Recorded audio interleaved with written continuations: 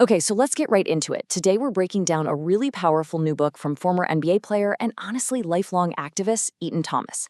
It's called Police Brutality and White Supremacy: The Fight Against American Traditions. And wow, does it take a unique approach to one of the toughest conversations we have in America. Right from the jump, Thomas opens his book with this quote from Angela Davis. It's a signal, right? It tells you this is not going to be a surface level chat. This is a deep dive into how racism really works and a real search for what it actually means to actively fight against it. So, who is Etan Thomas? I mean, yeah, many of us know him from his 11 years in the NBA, but he's been an activist his whole life, always looking at these issues of inequity. And in this book, his method is incredibly direct. He interviews dozens and dozens of people and just presents their raw, unfiltered thoughts, word for word, in transcript form. Yeah, the structure is really something else. A lot of chapters start with his own personal connection to the story, but the real heart of it is these direct interviews. So it's not him telling you what people think, you are literally reading their exact words, from family members of victims to activists, other athletes, and even retired cops.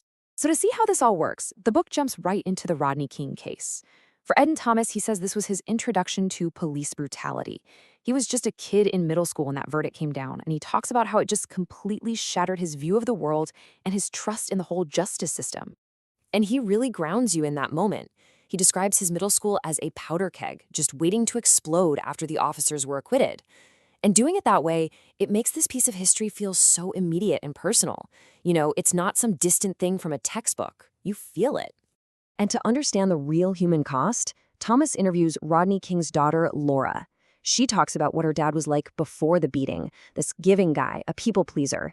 And after, he was a man in constant pain, paranoid, with permanent brain damage. She puts it so simply, and it's just devastating. She just says, a part of him died. Now, a lot of people remember the civil suit, and they remember this number, $3.8 million. And, you know, on the surface, that sounds like a pretty significant number, maybe some kind of justice. But Laura King immediately puts that number into perspective. She explains that half of it went to attorneys right away.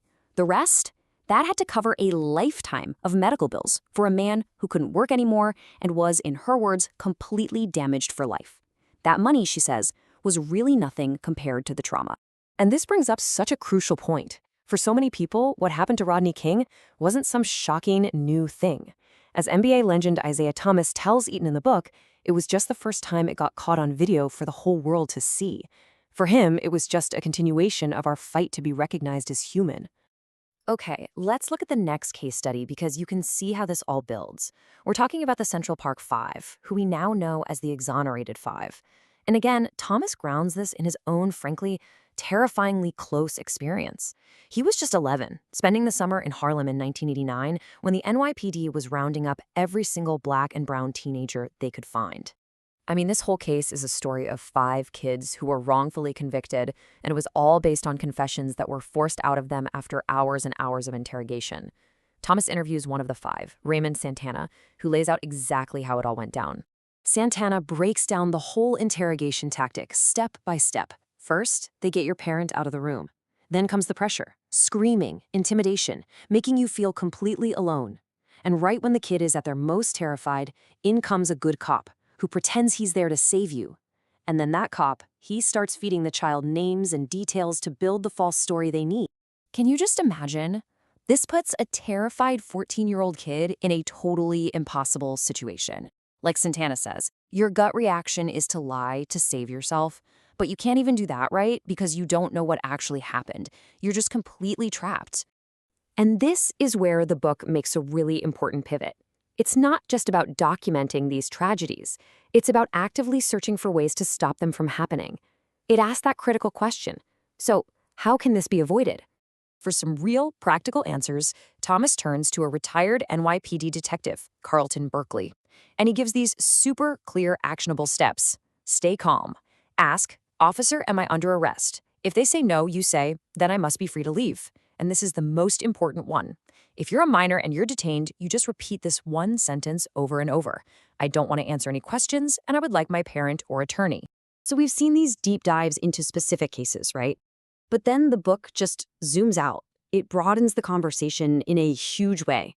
Thomas pulls together this incredible chorus of voices to look at the big picture from pretty much every angle you can think of.